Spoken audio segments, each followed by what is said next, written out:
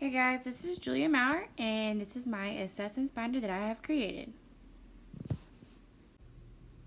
Here I have all of the assessments in the binder listed out on the front, so I know what is in it.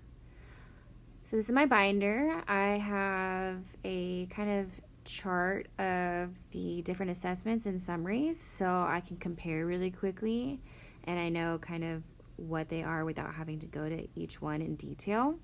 So I have all those listed out here. I have color coordinated the categories and put them into tabs to keep it organized. So our first area, these are some assessments we did that mostly are occupation based. We have the COPM. Here is the score sheet, and it's filled out, and it was based on role play. All of the score sheets are role played, and here we have kind of the assessment for it. The COPM's purpose is to enable patients to identify and prioritize everyday issues that restrict or impact occupational performance. Each assessment has an article that provides evidence, and each assessment has an informational packet that provides instructions. The ACS is the activity card sort, and it's designed to record participation of adults in leisure, instrumental, and social activities. This assessment has a Form A, Form B, and 4C, so 3 different score sheets depending on the type of your patient. The role checklist is an assessment of clients' values of their roles, intention, and motivation to perform the task of their chosen roles.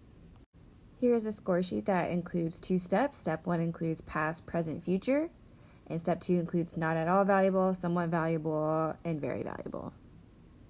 Here we have the executive function performance test, the EPFT. The purpose is to provide a performance-based standardized assessment of cognitive function. Here is the informational packet, and it has a kind of different questions of the prompts, and it also describes the level of the prompts.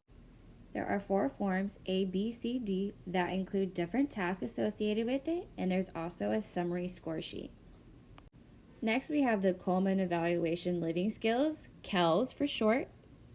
The purpose of this assessment determines a person's ability to perform basic living skills and to make recommendations for living situations. The score sheet includes self-care, safety and health, money management, community mobility and telephone, employment and leisure participation. There's an areas of concern and a summary for recommendations. Here we have FIM, which is Functional Independence Measure. There are 7 different scoring levels, 1 total assistance all the way to 7 complete independence. The next category we have is environment, and we have Safer Home, which is safety assessment of function in the environment for rehabilitation. This assesses a person's safety in their home performing activities of daily livings. For vision, we included visual screening. There's an example of the visual screening score sheet, and there's also a packet of evaluation and treatment of basic visual disorders, and kind of provides some information about the eye. For cognition, we have MoCA, which is the Montreal Cognitive Assessment. It was designed as a rapid screening instrument for mild cognitive dysfunction. It assesses different cognitive domains, including attention, concentration, executive functions, memory, language, visual construction skills, conceptual thinking, calculations, and orientation. The last category we have is coordination in regards to the upper extremity.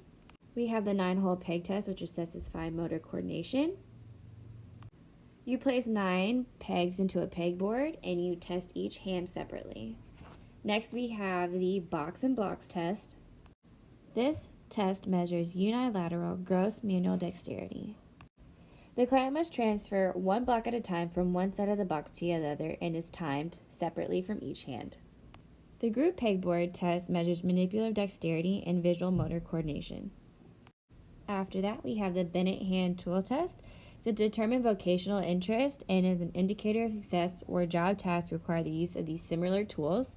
The Jepson-Taylor hand function test assesses the ability to use hands in everyday activities by performing tasks representative of functional manual activities. Lastly, we have the pinch and grip strength test, which uses a handheld dynamometer and a pinch gauge.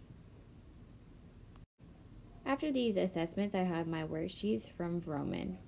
At the end, I have added assessments from different classes so I can have all my assessments in one binder that I can look back to.